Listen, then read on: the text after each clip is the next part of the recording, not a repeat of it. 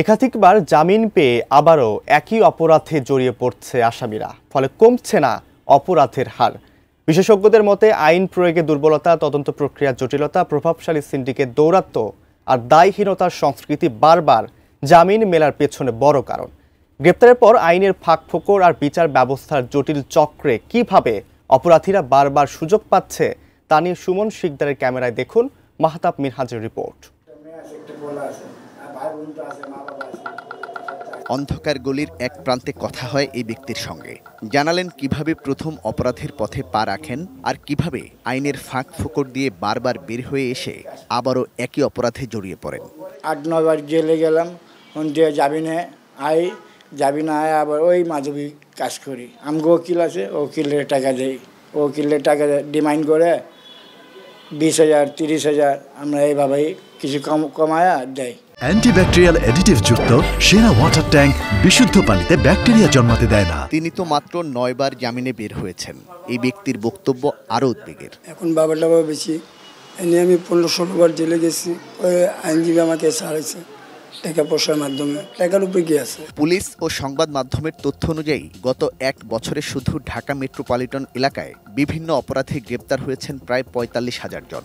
Police কর্মকর্তারাই বলছেন এদের মধ্যে অনেক অভ্যাসগত অপরাধী জামিনে মুক্তি পেয়ে আবারও একই অপরাধে জড়িয়ে পড়ছে, যার সংখ্যা একেবারেই কম নয়। অভ্যাসগত অপরাধীদেরকে গ্রেপ্তার করে আমরা আইনের আওতায় নিয়ে আসছি এবং দেখা যায় এর মধ্যে একটা উল্লেখযোগ্য সংখ্যক তারা জামিন পেয়ে আবার একই ধরনের অপরাধে লিপ্ত হচ্ছে। এগুলো যেন না ঘটে সেজন্য আমরা তৎপর রয়েছি। একই অপরাধে কিভাবে বারবার জামিন মেলে এ বিষয়ে কথা হয় আইনজীবী ও অপরাধ বিশ্লেষকদের সঙ্গে। তারা বলেন সম্মিলিত দায়িত্বের অভাব আর আইন প্রয়োগের সীমাবদ্ধতা এর মূল কারণ। যে প্রক্রিয়াগুলো অনুসরণ করে বিচার হয় সেই প্রক্রিয়াগুলোকে অপরাধী কিংবা এই অপরাধীর পৃষ্ঠপোষকরা নিজেদের অনুকূলে পরিচালিত করার ক্ষেত্রগুলো তারা অনেক দিন ধরে চর্চা করে এরকম একটা পরিস্থিতি তৈরি করেছে।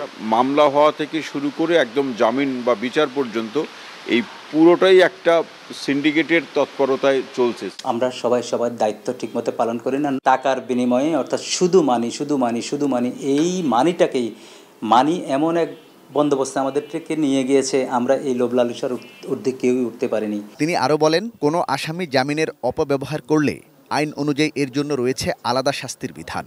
অ্যাবিউস অফ বেইল এটার কারণে তার আলাদা শাস্তি হয়, আলাদা প্রসিডিংস হয়। বাংলাদেশে এটি হয় না।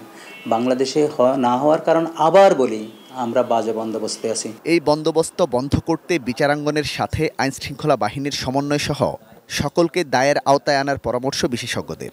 এই বাজে বন্দোবস্তের এগেইনস্টে একটাই কথা, যে যেখানে নেগলিজেন্স করতেছে, যেখানে অপরাধ করতেছে সে যাতে ছাড় না পায়। মাঠের পরিস্থিতি উপলব্ধি করার জন্য আইনশৃঙ্খলা বাহিনী এবং বিচার অঙ্গনের সাথে একটি অর্থবহ সংলাপ বা ডায়ালগ হওয়া প্রয়োজন। Mahtab Minhaj, ATN news, Dhaka.